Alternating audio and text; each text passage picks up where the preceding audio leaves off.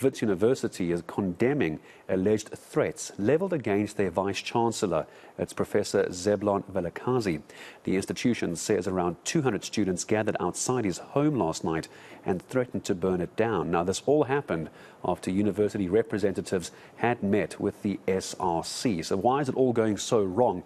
Let's head back over to Wits University, where senior reporter Silindelo Masikane is there for us. Hello to you, Slee. So you're on Wits Watch today as well. I see cars are able to go in. A different scene from last week when it looked like most of the gates were closed. In fact, many of us who were there were even unable to get into campus. So where are we this morning? Hello. Good morning, Gareth. We found ourselves outside Wits University at one of the main gates. That's the Yale North gate. And however, unfortunately, the private security as well as campus security has told us that at this point they do not have any word in which media has said to be allowed to be inside campus. We were allowed in yesterday for the press briefing by the Wits SRC, but it seems this morning, following a message by the spokesperson, that the executive of the university would be discussing whether or not media would be allowed inside. But I have had a moment, in fact, to speak to one of the university staff members who was going to make her way to Solomon Mahlangu House where she works, and she's told me that students have already begun gathering inside where they have blockaded one of the main roads. I'm going to ask Linge to just try and get off his tripod so we can move in a little bit closer. However, it's unfortunate that the executive of the university seemingly unwilling to allow media inside to be able to show exactly what's happening. But you can see that we have buses from the university that are actually making their way out. And this is because just on the top of the main road, this Yale road that leads into the university, students have seemingly blockaded the road inside. However, I'm not too sure if our colleague Linge will be able to zoom in that far. It is quite a ways up the road past the robots.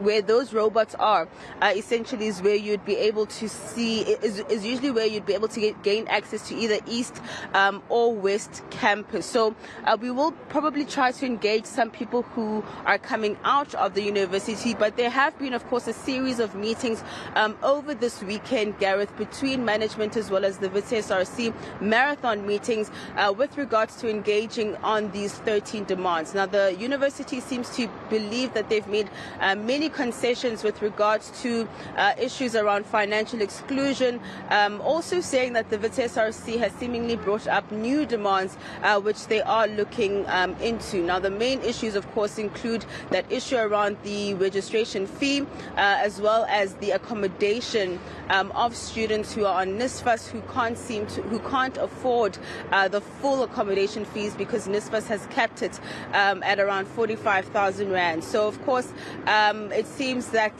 the commitment today from the Wits SRC is that they're going to continue protesting until all of their demands are met. But the message from management is that they believe they've made a number of concessions, are now still willing to engage the SRC on some of those outstanding issues. But let's take a listen to what the SRC president had to say when they were outside of the VC's house last night.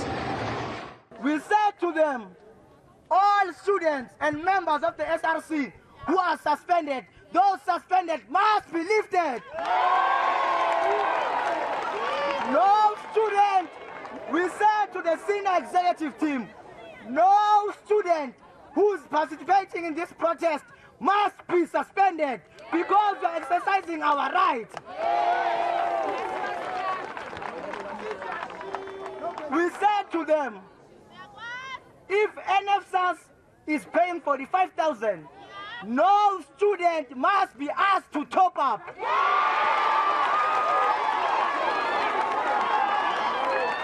We said to Wits management, scrap the top up. Even in external accommodation, there must be no top up.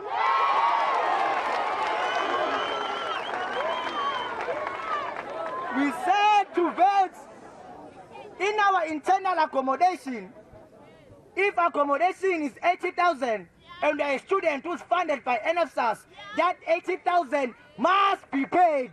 As a students, we are not paying anything more. Amandla. All right, so the other side of the story, Slee, apart from what we just heard from the SRC, is reaction, no doubts, from the university. What have they said about the students outside the VC's house and how the weekend's negotiations went? Well, according to the university, they seem to believe that they've really come to the table, come to engage the SRC, saying that they've made a number of concessions even as early as February this year, saying that many of the demands, essentially the university can't commit to, for example, doing away with all historical debt because it's not financially feasible for the university. Also saying that they're concerned that there are new demands on the table, but saying that they are willing to engage, but condemning the protest action outside of the VC's home, saying that there were threats to burn down the home, and they are appealing to protesting students to refrain from acts of violence. They're also saying that they've committed to demilitarizing the university. As you can see behind me, that while we do still have a number of security officials stationed at all of the entry and exit points, law enforcement officials are not on the scene. You would remember last week, Gareth, on Friday, that we had several Nyalas from JMPD as well as the police stationed outside as well as inside the university when things started to become more chaotic. But there seems the commitment to actually remove some of the law enforcement as well as private security from campus. That seems to have happened, because I'm seeing a completely different picture from the outside. However, inside, I can't exactly tell exactly what's happening. Hopefully throughout the day we will be able to go inside the campus to have a look. But let's just take a listen to the spokesperson, Sharona Patel, with regards to the marathon meetings and exactly what happened outside the VC's home last night. Wits University today responded in detail to 13 major demands made by the SRC related to historic debt, accommodation, data provision, suspensions and late registration. Where we could make concessions, we have, and this follows the concessions we've already made in January and February. But there are some demands that we cannot meet if we are to remain sustainable and a going entity. Unfortunately, these have all been rejected by the SRC, who have chosen not to engage further. Instead, they chose to march to the Vice-Chancellor's home this evening, where he stays with his family, and they threatened to burn it down. This is unacceptable behavior. We condemn all forms of violence and implore the students and student leaders and all other parties to exercise maximum restraint at this time.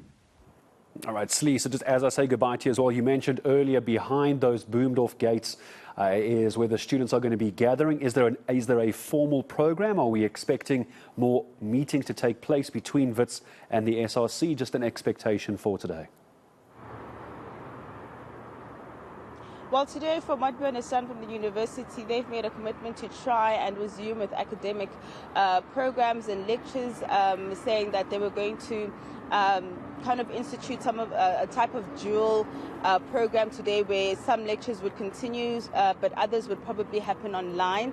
I think they are monitoring the situation quite closely, hoping that classes won't be disrupted. But as I've heard from one of the university staff members who's actually turned around and gone home, it does seem as though protesting students have begun to gather inside the university.